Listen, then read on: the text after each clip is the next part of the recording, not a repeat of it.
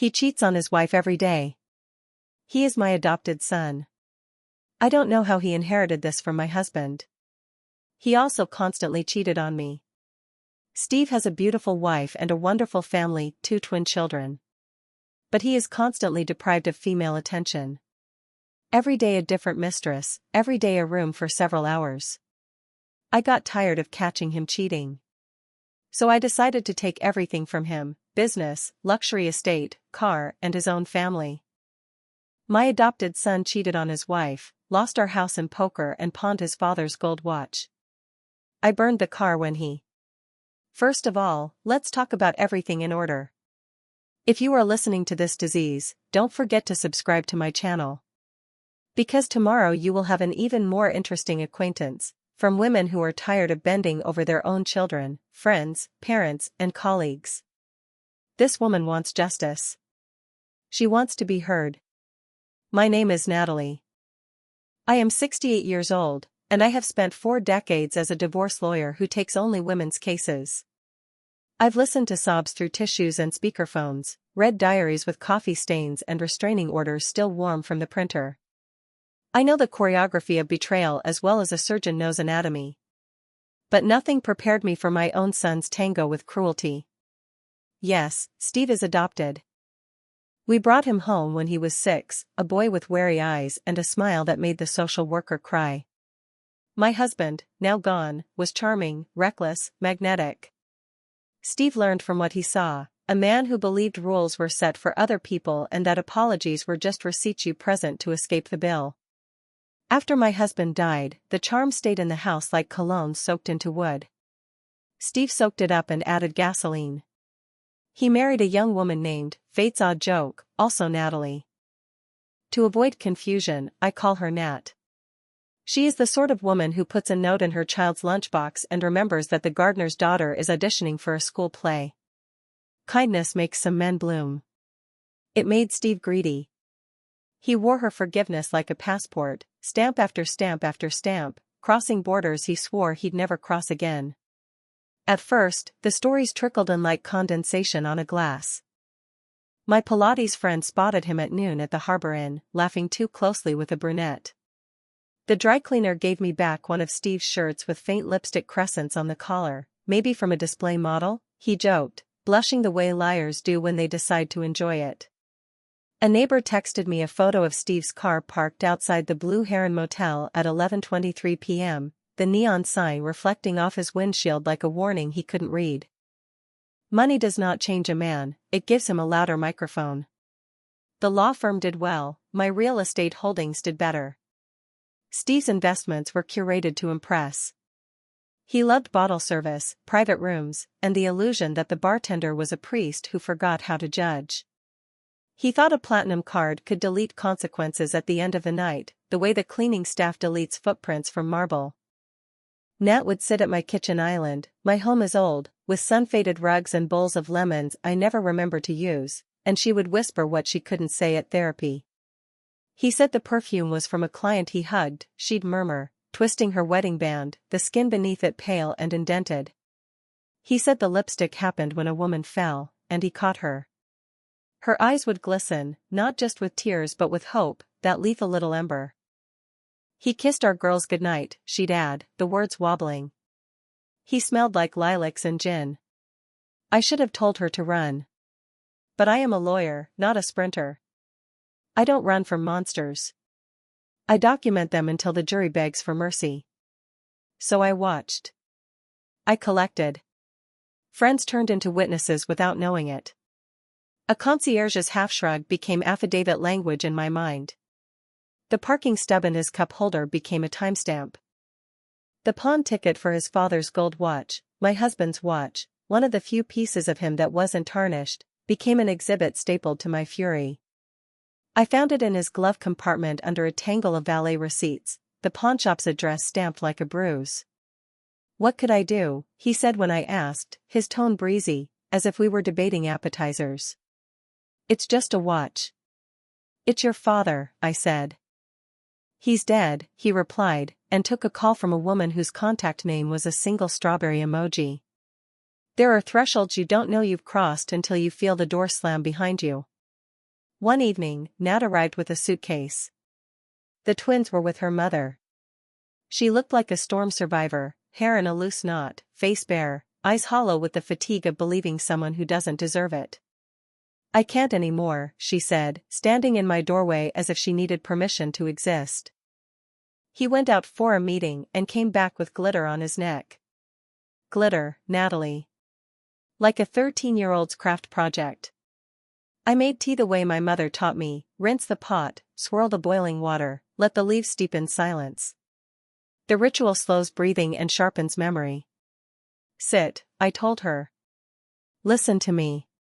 Justice is not a miracle. It's a decision, followed by 100 small decisions." Her mouth quivered. "He says he loves me." "He loves the person who forgives him," I answered. "That's not the same." "What if I leave and he takes the girls?" she whispered. "He won't," I said evenly. "And if he tries, he'll learn what it means to meet me in a courtroom." She tried to smile. "You can't represent me." Conflict of interest. "I can't be your attorney of record," I said. "But I can be your mother. And there are things mothers can do that lawyers cannot." That night, after Nat fell asleep in the guest room with the suitcase still zipped on the chair, I walked the length of my house until I reached the old cedar desk where I keep papers I don't want to think about. I opened a file labeled with my handwriting, a label I'd penned on a day I hoped would never come: Steve, contingencies. You don't raise a child expecting to use contingencies.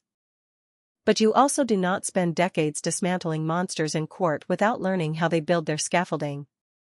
Years ago, when Steve asked to be made an officer in one of my property companies, I filled out the paperwork with a smile and clauses. I tied his voting power to conduct metrics, sobriety at corporate events, ethics trainings completed, HR compliance without exceptions. I drafted a morality provision so elegant it could have been mistaken for poetry. I placed the estate in a trust with a trigger he never saw coming. He thought I was soft because I made soup for neighbors. He forgot I make subpoenas for a living. The next morning, I drove to the pawnshop when it opened. The owner, a man with a ponytail and gentle hands, recognized me immediately. "You must be Natalie," he said, almost apologetic. "He told me his mother might come." "Did he?" I replied. "He said it was a temporary pinch," the man offered. "He said a business deal was about to pop and he'd be back in a week." "How many weeks has it been?" I asked. 8, he said. I bought the watch back. I held its weight in my palm and remembered the night my husband gave it to Steve, the way the boy's eyes went wide, as if time itself had chosen him. Gifts are heavy when they land on empty shoulders.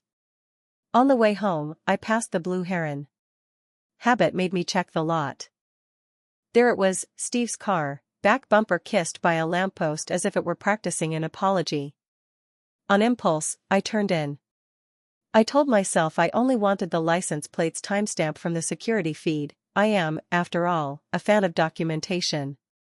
But I stood there a full minute, fingers wrapped around the steering wheel, knuckles pale. "You'll hear more about that car, I promise. There is a line between witness and judge, and there's a night when I crossed it in a blaze so bright even the ocean turned its head." That evening, I cooked dinner. Nat set the table, her movements careful, like a dancer relearning steps. Steve arrived late and cheerful, cheeks flushed with joy he had not earned. He kissed Nat on the forehead. He hugged me with one arm while texting with the other. When he sat, I saw it again, glitter, clinging to the seam of his cuff like a confession that didn't know how to whisper. "Mom," he said, picking up his fork as if we were still the sort of family that could eat and make God believe us. "Big news. I've been invited to a private table tonight. Real players. We're talking numbers with commas." I smiled, slow as winter. "Tell me everything," I said. And he did, every foolish syllable, every brag he mistook for a credential, while I pictured the clauses in my contingency file lighting up like runway lamps in a fog. The thing about monsters is they always show you the path to their lair. They pave it with their own footsteps. "I'll be late," he added, standing, already half out the door. He kissed the twins in their pajamas, then Nat without meeting her eyes. Don't wait up. We won't, I said. He left. The house exhaled. Nat looked at me over the rim of her water glass. What are you going to do? Start, I said. Tonight we stop being victims of his schedule. In part 2, I'll tell you how the private table wasn't just cards and whiskey, how a poker room can double as a courtroom if the right woman walks in, and why the first thing I took from Steve was not money, but the story he told himself about who he was. They call it a private table, but it's really a theater, velvet curtains, low bulbs, and men who've rehearsed being important so long they've forgotten their acting. The Harbor Club kept a side room behind a mirrored door and a hallway that smelled like cedar and secrets. I didn't crush Steve's night, I was invited. You learn to befriend owners when you practice divorce law in a wealthy zip code. I've helped the Harbor Club navigate 3 delicate separations, 2 publicity fires, and a lawsuit involving a baccarat dealer and a senator who thought NDAs were talismans. The manager texted me the minute Steve came in, "Your boy's here. Looks buzzy. You still want the feed?" I took the elevator alone. My heels did not click, they pronounced sentence. In my purse, a tiny recorder, a notepad, and a copy of the operating agreement from my property company, the one with the morality clause Steve never read. Through the one-way glass, I watched him slip into the leather chair like he owned the oxygen. He laughed with the dealer, shook hands too long, kissed a woman's knuckles whose bracelet cost a starter home. He didn't drink water. He drank tequila, neat, as if humility were a contaminant. He told a story about closing a deal he had not, about front-row Laker seats, fabricated, about a yacht trip, rented for 2 hours on a weekday. When men lie, they build a raft out of superlatives. You can hear it creak. Buy-ins are 5, the pit boss murmured near my shoulder, glancing at the feed. Your son brought 10. Of my money, I said, pleasantly. 10 became 15. 15 became a marker, then 2. I watched the dealer's fingers, quick as punctuation, slice the night into hands and consequences. At midnight, the bracelet woman disappeared. By 1, the table had thinned to sharks who had shed the politeness of early evening. Steve still smiled. That's the thing about losing, it sometimes looks like charisma until accounting day dawns. Last hand, the house announced. Steve did the lean back I know too well, my husband did it before every doomed risk, arms stretched, grin bright, as if the universe were a waitress and he were about to order dessert on a dare. I'm tapped, he told the man across from him, but I can secure. With what? The man asked, the question as casual as a trigger. My house, Steve said. The estate. I smiled to myself, small and private. The estate sat in a trust with me as trustee and a set of conditions that might as well have been written by an Old Testament angel. Steve had access, not ownership, and even that was tied to conduct. He didn't know it yet, but he was about to sign away something that wasn't his to offer, an act that would count as attempted encumbrance under our internal policy. Attempt matters in law. Intent matters more. The pit boss glanced at me. Let him write, I said softly. We always let men write the story they later claim was edited. He scrawled his name on a napkin first, the urgent poetry of a reckless boy, then on a formal instrument the club manager produced, a deed of trust drafted by their counsel to be swapped for a proper lien if he didn't settle by noon. He bragged while he signed, as if the pen were a microphone. I recorded every syllable. He lost. Not just the hand. The myth. He pushed his chair back, tried to laugh it off, and looked for a woman to perform sympathy. There wasn't one. The room had run out of actresses. He stumbled to the hallway, phone out, texting a strawberry and a flame. I stepped forward. He saw me, surprise skinning his face. Mom? What are you? Watching, I said, and looked past him. Gentlemen, thank you for hosting. I'll settle his markers. Relief flashed in his eyes, greedy and unearned. I turned to the manager and lowered my voice just enough to make Steve lean in. You'll void the house instrument, I said, because he does not own the asset he attempted to pledge. Here are the trust documents, filed and recorded. You'll email me the footage, the credit slips, and the signature. I'll wire the principal, minus the unlawful collateral line item. And our fee? The manager asked, wary, respectful. I don't haggle with people who've kept my city clean, I said. You'll get every cent you're owed. I squeezed his arm. And I'll take his story. What story? Steve demanded, already defensive. The one where you're a man who can offer what isn't his, I said. The one where you sign debt while intoxicated. See the policy you signed for our company events? Paragraph 6 prohibits intoxication in any business capacity. Your role in our company is a business capacity everywhere you go. I held up the agreement. That's a violation. 2, in fact. HR will confirm. You can't do this, he snapped, but it came out boyish. You're my mother. I am your mother, I said, and I'm the only person in this building who has come to save you from the you that you adore. He reached for my arm, the way men reach for rails when ships tilt. I let him grip air. On the drive home, I called my paralegal and dictated 2 letters, one to the board of my property company, invoking the conduct clause to suspend Steve's voting rights pending review, another to the trustee of the family estate, myself, freezing distributions to Steve for 90 days. I sent a third to a private investigator I trust more than I trust doctors. Discreet surveillance, I instructed. No manufactured situations. Document, timestamp, corroborate. At 2:40 a.m. My phone buzzed. A photo, Steve in a corridor outside room 214 at the Sea Swan Inn, had leaned against a door he was trying not to knock too loudly. The caption read, companion, red dress, black heel, calls him Angel.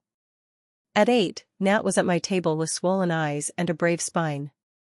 I slid her a file folder, bank statements, a digestible summary of community property in her favor, a list of custody mediators with notes from me in the margins, firm, kind, won't let him bulldoze.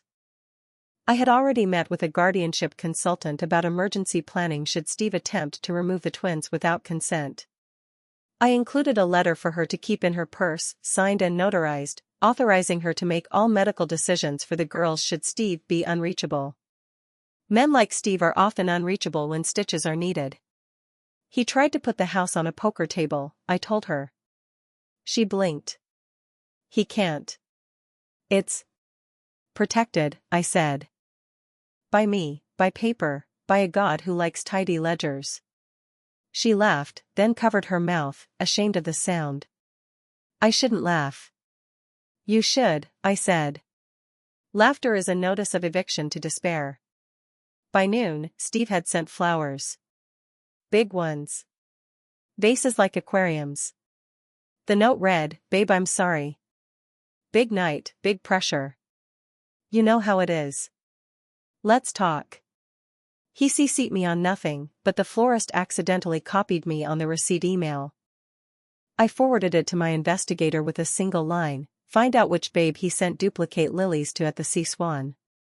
At 3, my neighbor, an elegant woman who reads everything, texted me a video. In it, Steve staggered into our cul-de-sac with a blonde on his arm and tried to unlock a car that wasn't his. When it didn't open, he kicked the tire and called the car a name I won't repeat. Kids' bikes leaned in the shot like witnesses. My neighbor's caption, you okay? I can testify if needed. That evening, Steve arrived with a smile so polished I could use it as a mirror. He kissed Nat as if he were auditioning for absolution. He kissed the twins. He kissed the air. He turned to me. Mom, about last night, he began, as if he were about to deliver a TED talk on personal growth. Stop, I said, gentle as a tourniquet. You'll send Nat an email apologizing and acknowledging the poker markers, your attempt to encumber an asset you don't own, and your intoxication. You'll copy me. He laughed. I'm not putting that in writing. You already did, I said, and turned my phone to show him his drunken signature under a camera timestamp. I settled your debt. In exchange, I took your myth. We're going to use it. For what? Nat whispered, eyes on the floor, as if praying. For a beginning, I said. For a judge who understands we offered you ladders and you licked the rungs. He stormed out. The door trembled.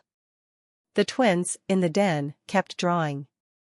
Nat stared at the tulips on the counter as if flowers could apologize. At midnight, my investigator sent the last message of the day, a still frame of Steve at a motel ice machine, shirt half-buttoned, kissing a woman with one eye on the hallway. Under his arm, tucked like a football, was a leather folio, the one he used for business. The timestamp put him there 10 minutes after he'd texted Nat be right home, grabbing gas. I sat at the window with the recovered gold watch in my palm, feeling the steady, indifferent tick. There is a rhythm to justice when you've practiced it long enough: gather, secure, warn, freeze, act.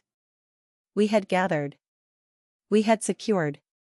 Tomorrow, I would warn. The day after, I would freeze. And when I acted, it would not be a temper tantrum. It would be a blueprint. But first came a knock at my door, the wrong kind, frantic and soft, like shame. Nat opened it. On the porch stood the bracelet woman from the card room, mascara smudged into wings of regret. I shouldn't be here, she blurted, but I saw him with your granddaughter's car seats in the back of his BMW and, she swallowed. He was drunk. A mother can forgive 1,000 insults to herself. We are built to. But there are accelerants planted in our bones, and some matches you are a fool to strike. Tell me everything, I said, stepping aside to let her in. In part 3, I'll tell you how a custody emergency can be solved in one night without a raised voice, how a morality clause becomes a guillotine when a man insists on standing under it, and why a certain BMW never lived to see the sunrise.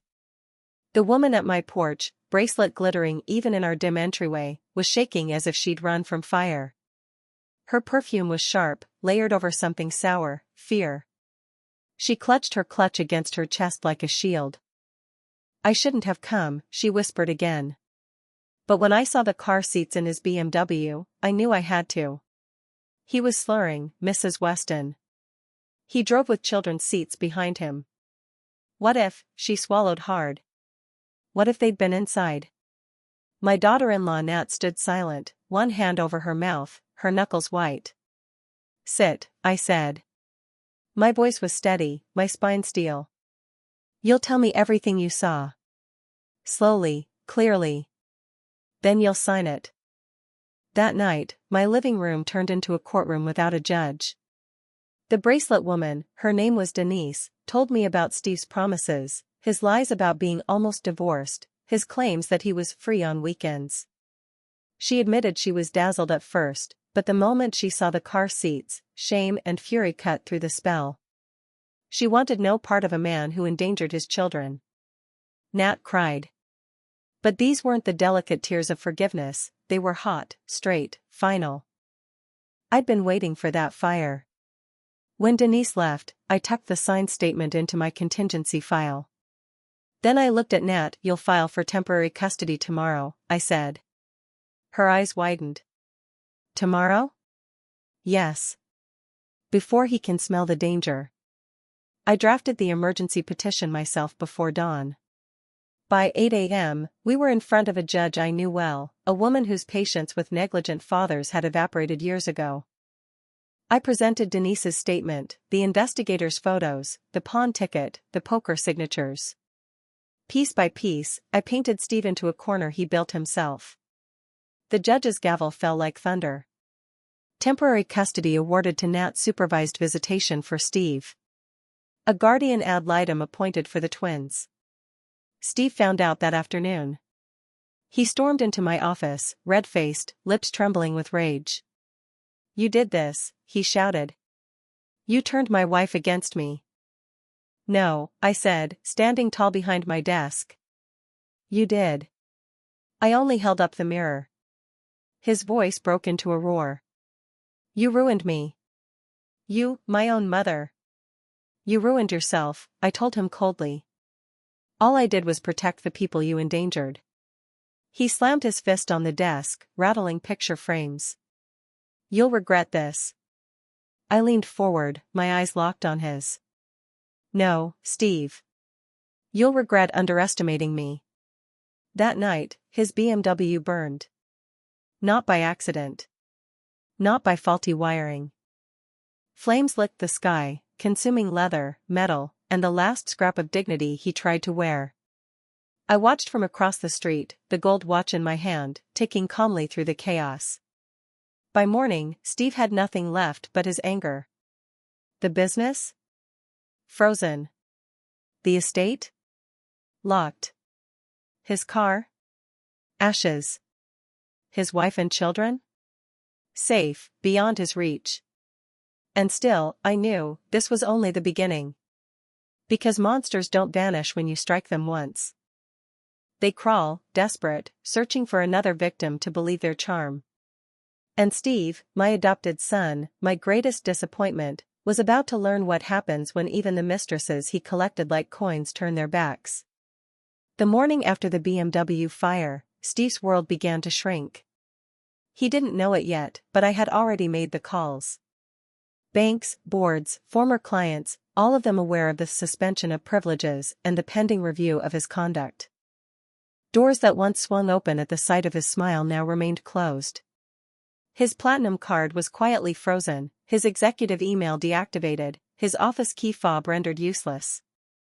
By 10 a.m., he was pounding on the glass of our property company headquarters like a beggar at a cathedral. "I'm Steve Weston," he barked at security. "My mother owns this building." "She does," the guard said calmly. "And she sent explicit instructions." He showed Steve the paper, no admittance until further notice. All matters referred to counsel. He kicked the glass, leaving a smudge of desperation. People filmed him on their phones. That clip made its way to me within an hour. I saved it. Judges like video. Meanwhile, I sat with Nat at the kitchen table, reviewing her next steps. Custody was secured, but divorce was the war. She flinched at every document, as if signing her name was chiseling grief into stone. "I still love him," she admitted in a whisper. "Isn't that pathetic?" "No," I told her. "It's human. Pathetic is knowing you are loved and destroying it every day." The twins toddled in, dragging their dolls, asking for snacks. Their laughter filled the house, drowning out the echoes of Steve's voice. Nat smiled through tears. I reached across the table and squeezed her hand. "You are not alone. Not in this." That night, Steve tried to crawl back into her life. Flowers again, this time roses, too many, their smell suffocating. A letter scribbled in haste, "Nat, please. It's me. I'll change. Just give me one more chance. For the kids. For us. For everything." I intercepted it before she saw. I slid it into the contingency file. Men like Steve think apologies are keys. They don't understand when the locks have been changed. But his downfall was not only legal, it was social. Mistresses who once giggled at his texts began to ghost him. Word spreads quickly among women. Denise had told her friends, who told theirs. Soon, his number was a warning shared over wine: "Don't go near him. He's poison." One evening, a woman he'd once paraded through the Harbor Club confronted him in public. I wasn't there, but I heard every detail from a client who witnessed it. She'd thrown a drink in his face, hissing, "You said you were single. You said your wife was sick. You liar." The crowd laughed. Steve, drenched and sputtering, stormed out like a man stripped of costume under a spotlight. At home, Nat found her courage. She tucked her daughters in, kissed them goodnight, and came downstairs with a suitcase. But this time, she didn't look broken. She looked resolute. "I'm not running anymore," she said. "I'm staying here, with you. He can go." And I knew then, I wasn't just fighting for her. I was fighting with her. When Steve showed up that weekend, he found the locks changed. He pounded the door, shouting, threatening, pleading. Neighbors stood on their lawns, arms crossed, watching the spectacle. He cursed me, cursed Nat, cursed the judge. And then, almost pitifully, he sank to the porch steps, head in his hands. "Please," he mumbled, "I've got nowhere to go." I opened the door, just enough for him to see my face. "You had everywhere to go," I said. "And you chose every wrong room." Then I closed it again, leaving him with his echo. That night, my investigator sent another photo, Steve at the Sea Swannon again, only this time alone, knocking on a door that never opened. The woman inside had called the front desk and refused to answer. He staggered away, rejected, a man unwanted by even his temporary comforts. My son was unraveling. And yet, deep down, I knew he hadn't hit bottom. Monsters don't surrender gracefully. They lash, they claw, they drag others into the pit. And soon, Steve would prove just how far he was willing to fall. Steve's decline was no longer a quiet rumor, it was a spectacle. He walked through town like a ghost who didn't know he was dead, haunting places where he used to be welcomed. The golf club rescinded his membership after he tried to sign drinks to an account that no longer existed. His so-called friends began to cross the street when they saw him, suddenly busy with phone calls that weren't real. Even his old poker companions avoided him, men don't like losers who can't pay. But humiliation rarely cures a monster. It makes him desperate. He started calling everyone, old college buddies, business contacts, even distant cousins he'd once mocked for being middle-class nobodies.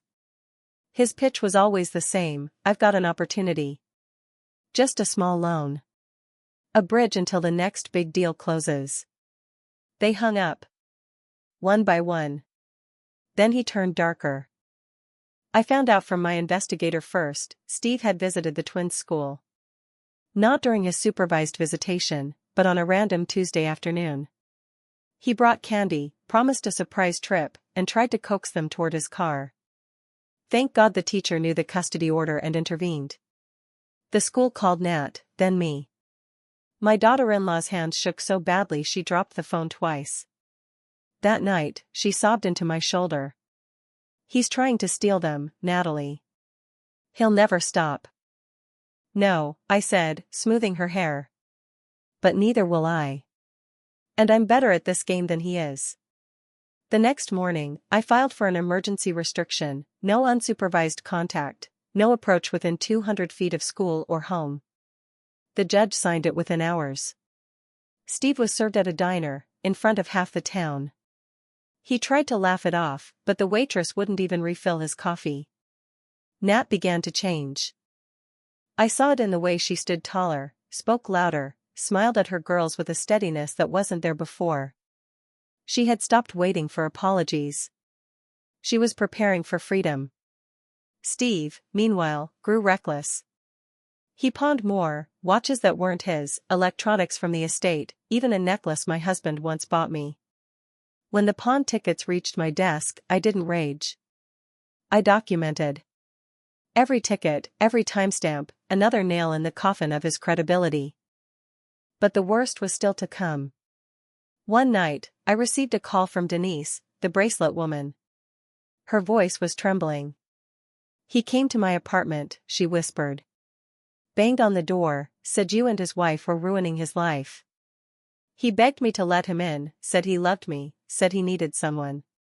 When I refused, he screamed that he'd take something from you to make you pay." I felt a chill as I held the phone. Steve wasn't just spiraling. He was plotting. That week, I noticed my garage door had been tampered with.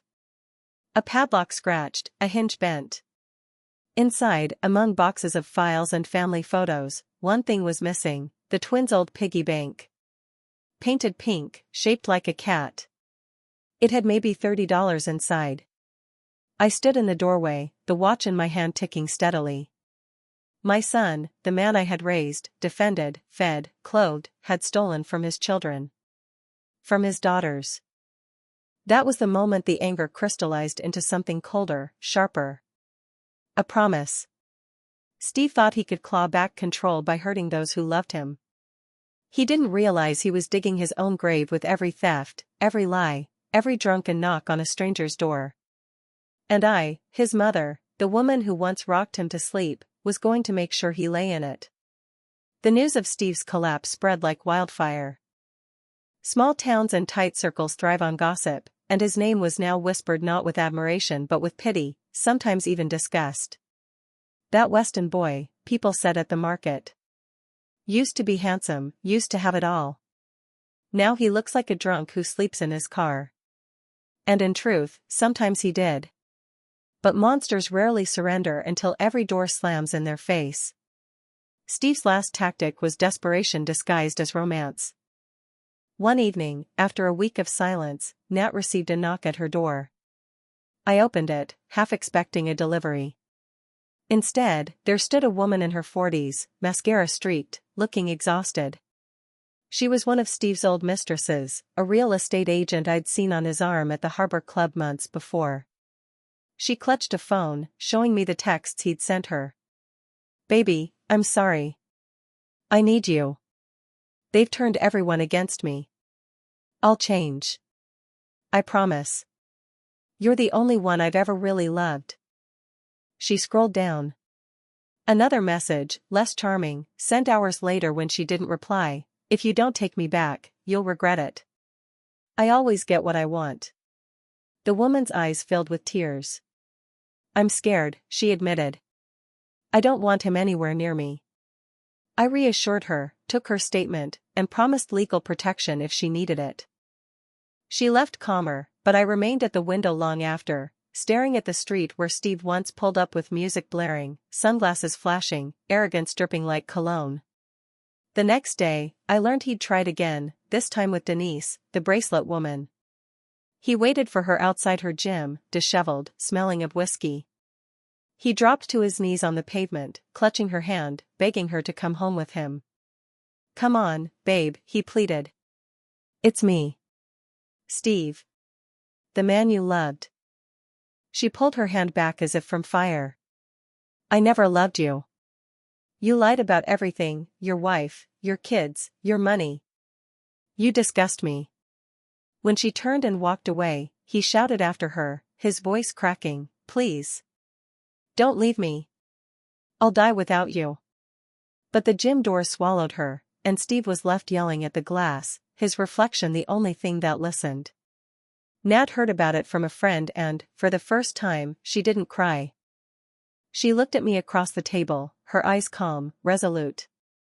"He's not my husband anymore," she said. "He's just a sad man in a suit that doesn't fit."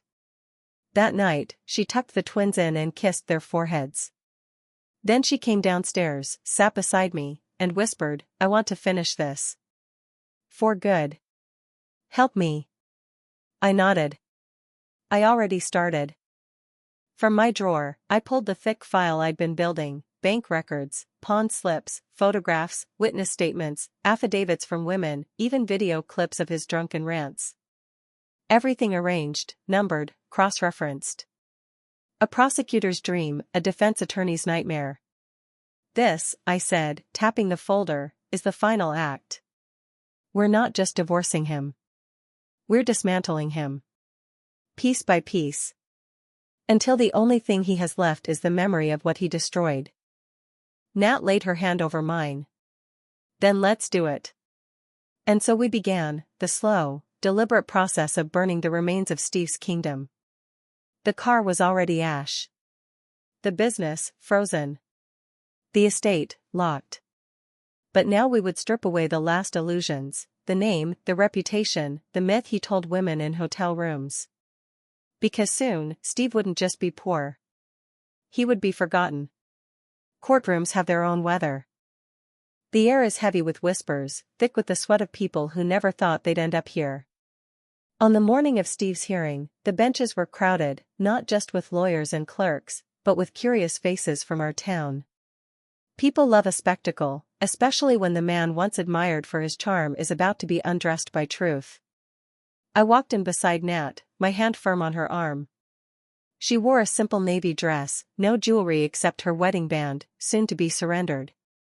Her chin was lifted, her eyes steady. She wasn't the trembling wife anymore. She was a woman who had learned that surviving betrayal gives you a new kind of armor. Steve shuffled in with his attorney, looking nothing like the polished man he once pretended to be. His suit hung loose, his shoes were scuffed, and his eyes darted around like a child searching for a friendly face in a hostile crowd. There wasn't one. The judge called the case. Papers shuffled. The silence broke. Nat's lawyer, a woman I'd trained years ago, rose first. She presented the custody order violations, the pawn tickets, the statements from Denise and the real estate agent, the surveillance photos, the emergency restriction order. Each piece landed like a stone. Then came the financials. Bank records showed Steve draining accounts to fund his mistresses. Tax records revealed hidden debts. And the poker markers, signed in a drunken haze, painted him as reckless, unstable, unfit. I watched his face crumple as each exhibit flashed across the courtroom screen. The gold watch pawn ticket. The motel timestamp with lipstick on his shirt. The video of him shouting outside our office like a madman.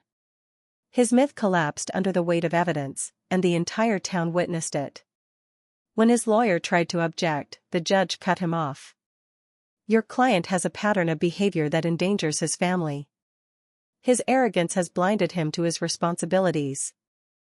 I will not allow these children to be raised under his shadow. Nat squeezed my hand under the table. Her tears weren't from sorrow this time. They were from relief. The gavel fell. Full custody to Nat, spousal support denied due to his misconduct. Visitation only under supervision. Property distribution heavily in Nat's favor. The judge's final words echoed like scripture, Mr. Weston, you are a danger to yourself and to others. Consider this proceeding a mercy. The courtroom erupted in murmurs. Some people shook their heads. Others whispered, about time. Steve slumped in his chair, pale, lips trembling, as if he'd finally understood the depth of his own ruin. After the hearing, he followed us into the hallway, stumbling, desperate. Mom, please, he rasped. You can't let them do this to me. I'm your son. I turned to him, my voice low, sharp as a blade. You stopped being my son when you pawned your father's watch. When you tried to steal your daughters. When you turned love into currency. I don't protect monsters, Steve. I bury them. His face twisted. For a moment, I saw the boy I adopted, the one who smiled shyly when we brought him home. But that boy had long ago vanished under layers of lies and greed. What stood before me was a stranger I no longer owed anything. He reached out, but Nat stepped between us. Her voice was clear, strong, final. Stay away from us. And with that, we walked out of the courthouse into the bright morning sun. Inside, Steve was left surrounded by empty benches and the echo of a gavel that had just written his fate. But his story wasn't over. Men like him don't fade quietly. They scratch, they beg, they try to resurrect the ruins. And soon, he would humiliate himself further, seeking scraps of affection from women who wanted nothing more to do with him. And when even they turned him away, he would finally face the truth. No money, no family, no name, no love. Only the silence of his own making.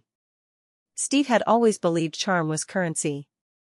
Even when the banks froze his accounts and the courts stripped him of assets, he still thought he could smile his way back into a soft bed, a warm meal, a woman's forgiveness. But charm is credit, you borrow it from people's hopes. And eventually, everyone stops lending. He started with Denise. He waited outside her office building, suit wrinkled, tie loose, hair slicked back with too much cheap gel. When she emerged, heels clicking on marble, he lunged forward with roses plucked from a grocery store bucket. Baby, it's me, he whispered, voice raw. You know I've been through hell. But I've changed. Give me one more night. Just one. She didn't even break stride. I told you, I don't want a liar who smells like gin and desperation. He tried to follow her to the parking garage, but security intercepted him. By the time he stumbled outside, the roses were crushed, petals sticking to his sweaty palms.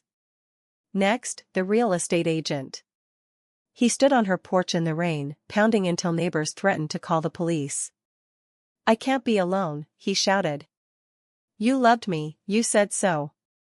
She cracked the door just long enough to throw his old leather jacket at him, then slammed it again. The lock clicked like a verdict. Each night he grew more frantic. He texted, called, begged women he'd once discarded like receipts. At first, they ignored him. Then, one by one, they blocked his number. Soon he was shouting voicemails into silence, his own voice echoing back like a ghost mocking him. One evening, he tried the C-SWAN in. The desk clerk, who'd seen him with half the women in town, shook his head. "Not tonight, Mr. Weston. Not anymore." Steve slammed his fist on the counter. "Do you know who I am?" "Yes," the clerk replied coolly. "That's the problem." The humiliation spread. People whispered when he passed. Bartenders refused his tabs. Old poker buddies laughed when he begged for a steak. Even the women he'd once boasted about having on rotation now rolled their eyes when his name came up, warning others, "He's poison. He'll drain you. Don't answer his calls." One night, I saw him myself. I had just left the courthouse after filing more motions for Nat when I spotted him across the street, leaning against a wall outside a bar. His shirt was stained, his shoes muddy, his head bowed. He looked less like my son and more like one of the broken men I'd represented women against for 40 years, small, pitiful, spent. He noticed me. His eyes lit up, desperate, like a drowning man spotting a rope. He staggered across traffic, cars honking, nearly falling. "Mom," he gasped, clutching my sleeve. "Please. Please, don't let me rot like this. I'll change. I'll quit drinking. I'll get a job. Just, help me. Just a little." I stared into his bloodshot eyes and felt nothing but the steel I had forged from years of watching him destroy. "You've been given everything," I said softly. "And you turned it into nothing. This isn't punishment, Steve. This is justice." I pulled my arm free and walked away, leaving him shouting after me in the night. By the end of the month, Steve had no bed, no car, no company. He drifted from couch to couch until even his friends locked their doors. And when he finally tried to crawl back to the last woman who'd ever cared, Nat, she opened the door only wide enough to say 2 words. "Never again." He stood frozen, lips trembling, but she closed the door before he could answer. For the first time in his life, Steve Weston realized what it meant to be truly alone. And yet, in that loneliness, he still believed he could claw back something, anything. He would try again, reaching lower, begging harder, until the last shred of dignity he had was stripped away. Because monsters don't vanish quietly. They starve in the dark, scratching at every locked door until silence finally swallows them. There's a moment in every downfall where pity turns into disgust. For Steve, that moment came when he tried to sell the last scraps of his life. He started with clothes, his once tailored suits now hanging limp from his frame. He lugged them to a consignment shop downtown, demanding cash. The owner, who remembered him striding in months earlier with Nat on his arm, raised an eyebrow. "These are custom," Steve bragged, voice cracking. "Worth thousands." "They're stained and smell of whiskey," the owner replied flatly. "I'll give you $50 for the lot." Steve took it. Next came his watch collection, or what remained of it. Half were counterfeits, picked up to impress mistresses who didn't know the difference. The pawnshop clerk laughed outright. "You pawned the only real one months ago, pal. Nobody wants this junk." He pushed the pile back across the counter. Humiliation clung to him like smoke. But it wasn't enough. Steve turned to strangers. He stood outside bars, spinning stories about bad luck, begging for loans, promising big returns. Some tossed him coins out of pity. Others told him to get lost. Once, a man shoved him so hard he landed in the gutter, mud streaking his suit. Someone filmed it. The clip went viral in our town, the mighty Steve Weston, flat on his back. I watched it twice. Saved it, too. Evidence wasn't just for court, it was for memory. The worst came when he showed up at the twins' soccer game. He wasn't allowed near them, but monsters rarely honor boundaries. He staggered across the field, clutching a paper bag that reeked of gin. "Girls," he shouted, arms wide. "It's Daddy." The children froze. One twin clutched Nat's leg, the other burst into tears. Coaches rushed to block him, parents yelled, phones recorded. Steve fell to his knees in the grass, weeping, wailing their names. "Please, it's me. Don't you love me anymore?" Security dragged him away, his screams echoing down the street. That night, Nat sat at my kitchen table, trembling. "They'll never forget this," she whispered. "Good," I said coldly. "Let them remember exactly who he became." Still, part of me wondered, was this finally his bottom? Would the shame, the rejection, the spectacle finally force him into silence? But then came the letter. It arrived by courier, messy handwriting on crumpled paper. "Mom, please. I've lost everything. No one will answer my calls. I'm hungry. I sleep in alleys. Just let me back in. Give me one more chance. I'll even go to rehab if you want. Please, Mom, I'm your son." I held it for a long time, the words smeared with what I suspected were tears, or whiskey. For the first time in months, I almost felt that ache of old memory, the boy I once tucked in, the boy who called me Mommy. But then I remembered the piggy bank he stole. The watch he pawned. The women he lied to. The twins he terrified. And my ache hardened back into iron. I didn't respond. Because this was justice. And justice does not write comfort letters to monsters. Steve was finished. But he didn't know it yet. He still thought there was a door left to knock on, a woman left to beg, a deal left to cut.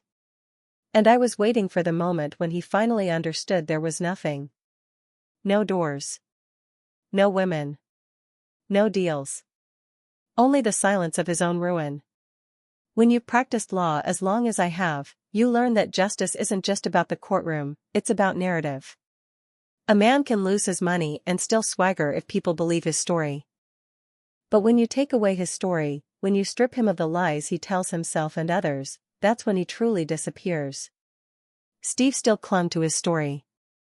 Even homeless, drunk, and broke, he muttered to strangers in bars and alleys, "I'm Weston. I used to own half this town. My mom sabotaged me. My wife betrayed me. One deal and I'll be back on top." He thought people were listening. But I was already writing his ending. I had the file, thick, bursting, undeniable. Every affidavit, every pawn ticket, every photo of lipstick-stained shirts, every video of him slurring outside motels. I could have kept it locked away, but that wasn't enough. Not for what he'd done to Nat. Not for the twins. Not for me. So I acted. First, I called a journalist I trusted, someone who'd covered my cases for years, someone who despised hypocrites. I gave her the file. I didn't spin it. I didn't need to. The evidence spoke for itself. Within a week, the local paper ran a feature, "The Fall of Steve Weston, From Estate Heir to Street Corner Beggar." Photos of him being dragged from the twins' soccer game splashed across the front page. The pawn slips, the motel timestamps, the signed poker markers, they were all printed in black and white. The article painted him not as a tragic hero, but as what he truly was, a selfish, reckless man who destroyed everyone who trusted him. The fallout was immediate. Whatever scraps of sympathy he'd been clinging to vanished. Old friends stopped returning even his drunken texts. Former mistresses blocked him outright. His name became a joke. Children whispered it on playgrounds as a warning, "Don't end up a Steve." Nat showed me the paper over breakfast. She was trembling, not from fear, but from release. "It's over," she said softly. "He can't touch us anymore. Not with money, not with charm, not with anything." The twins laughed in the next room, playing with dolls, oblivious to their father's public execution in print. For the first time, I felt the weight of years lift from my shoulders. But Steve wasn't oblivious. He read the article too. He stormed into town hall days later, waving the paper, screaming at clerks and strangers, "It's lies. All lies. My mother planted this. She ruined me. I had it all, and she took it." No one listened. Some laughed. Others filmed. The video went viral, a once powerful man, ranting at fluorescent lights, veins bulging, veins snapping. That night, my investigator sent me the clip with a single line, "You've won." And I knew I had. Not just legally. Not just financially. But completely. His story was dead. His name was dead. He was a man erased, left with nothing but the echo of his own screams. When I sat by the window with the gold watch ticking in my palm, I thought of my husband, the man who'd cheated, lied, swaggered, and taught Steve every poisonous habit. I imagined him looking down and seeing his son's ruin. Maybe he'd laugh. Maybe he'd rage. But me? I only felt peace. Because justice wasn't a verdict. It wasn't a gavel. It was this, silence where once there was arrogance, emptiness where once there was cruelty. Steve Weston was finished. And I had written the ending. It was a Saturday morning in late autumn when Steve made his last, pathetic attempt. The leaves had fallen across our street, orange and brittle, crunching under the twins' sneakers as they played in the yard. Nat stood by the porch, arms folded, smiling faintly at their laughter. It was one of those rare, peaceful mornings that feel like they might last forever. And then, Steve appeared. He looked like a ghost, hollow eyes, gaunt cheeks, clothes that hadn't been washed in weeks. He shuffled down the street toward the girls, clutching a plastic bag with a broken toy peeking out. His shoes were so worn the soles flapped with each step. "Daddy," one of the twins cried instinctively, before Nat rushed forward and pulled them back. Steve's voice cracked as he held out the toy. "I brought you something," he mumbled. It's for you. Daddy's here now. Daddy's sorry." The girls hid behind Nat, clinging to her skirt. They didn't reach for him. They didn't smile. Children know when love is safe, and they knew Steve's wasn't. "Stay back," Nat said firmly. Her voice had changed over these months, stronger, sharper, certain. "You're not welcome here." Steve's eyes darted to me, standing on the porch. "Mom, please. You can't let her do this. They're my girls. I'm their father." "No," I said, my tone flat as iron. "You're a stranger who scared them. That's all." He dropped to his knees in the dirt, the plastic bag spilling open. Inside was nothing but a chipped doll, a candy wrapper, and a folded napkin scrawled with "I'll change." "Please," he begged, tears streaking his filthy face. "Nat, just one more chance. For the girls. For us. His voice cracked into a sob. "I've got nothing left. You're all I have." Nat's chin lifted. Her eyes gleamed, but they were not soft. "And you threw us away, Steve. Every night you walked into a motel, every lie you whispered, every lipstick stain, you chose that over us. I forgave you 100 times. But not anymore. Never again." The twins peered out from behind her, watching. One of them whispered, "Mommy, don't let him take us." That was the final blow. Steve's shoulders slumped, his head bowed. He tried to reach for them, but Nat stepped forward, shielding her daughters with her body. "Go," she said. "Before they see more than they should." Neighbors had gathered now, watching from porches and windows. Phones were out. His humiliation was public, recorded, permanent. The man who once strutted through this neighborhood in expensive cars was now on his knees in the mud, rejected by the only people who ever truly loved him. I looked down at him one last time, my husband's gold watch ticking steadily on my wrist. "Justice," I said quietly, "always arrives. And now it has. Nat led the girls inside, closing the door with finality. The sound echoed louder than any gavel. Steve stayed crouched there for a long time, sobbing, clutching his broken toy like it could mend what he had shattered. When he finally stumbled away, no one followed. No one comforted him. Because a man who destroys his family does not get to keep them. He only gets the silence of the world he burned. Winter came, and with it, the silence I had waited for. After that morning in the yard, Steve disappeared. At first, I half expected the old patterns, another mistress to rescue him, another gamble to fuel his ego, another drunken spectacle. But the phone stopped buzzing with reports. My investigator had nothing new to send. Even gossip in town went quiet. He drifted out of sight like smoke that finally ran out of fire. Some said they saw him at the bus station, begging for change. Others claimed he slept behind the liquor store, muttering to himself, clutching a paper bag. But no one helped him. Not anymore. The town had watched too long, forgiven too often, and grown tired of his performance. He was no longer a scandal, just a warning. Nat thrived in his absence. She finalized the divorce with dignity, full custody secure, finances untangled. She returned to work part-time, her smile freer, her laughter no longer forced. At night, she read to the twins without the shadow of perfume-stained collars or late-night tears. One evening, as snow dusted the windows, she turned to me across the living room. "You saved us," she said softly. I shook my head. "You saved yourself. I only handed you the weapons." But I knew the truth. Justice had been my life's work, and my last case had been the most personal. Not in the courtroom, but in my own home, against my own son. Months later, I heard Steve had left town. No forwarding address, no calls, no letters.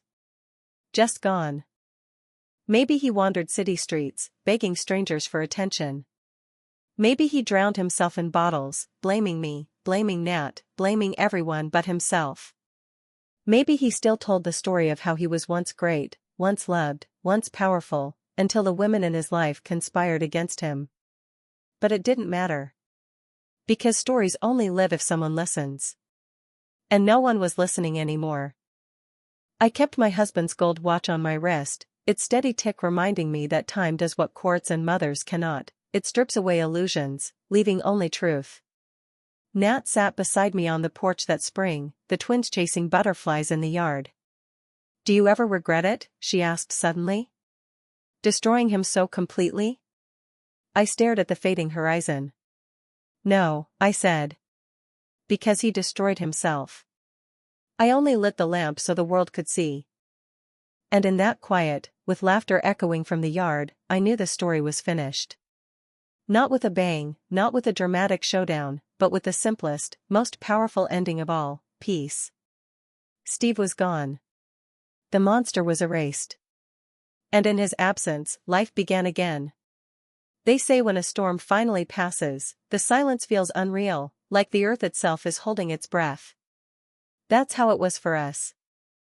After months of chaos, courtrooms, pawn slips, motel photos, flames, and tears, the quiet returned. A strange, heavy quiet. Not the silence of fear, but the silence of survival. I am 68 years old. My bones ache in the morning, my memory sometimes stumbles, but my spirit has never been sharper. This story, my story, is not one of tragedy. It's one of proof. Proof that even when blood betrays you, you can still choose justice. Proof that love does not excuse destruction.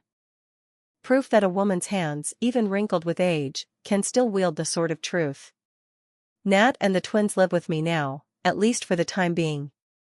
Our home is alive again. Laughter rings in the hallways where once there were arguments and slammed doors. Dolls and crayons scatter across my Persian rugs, and every night ends with soft prayers whispered over small heads. I no longer fear the sound of the doorbell or the knock at midnight. We are safe. Sometimes, I catch Nat looking at the porch where Steve once knelt in the dirt, begging. Her face softens with something like pity, but it passes quickly. She has grown. She is no longer the trembling wife whispering excuses at my kitchen table. She has become steel, beautiful, unbreakable steel forged by fire. I see in her the strength of all the women I've defended in court. But she's stronger than most because she didn't just survive betrayal. She buried it and built a garden on top. The twins, innocent, bright, too young to carry the weight of their father's sins, still sometimes ask questions. Where's Daddy? Why doesn't he come home? Nat and I don't lie. We say, Daddy made bad choices. He hurt people. He isn't safe right now.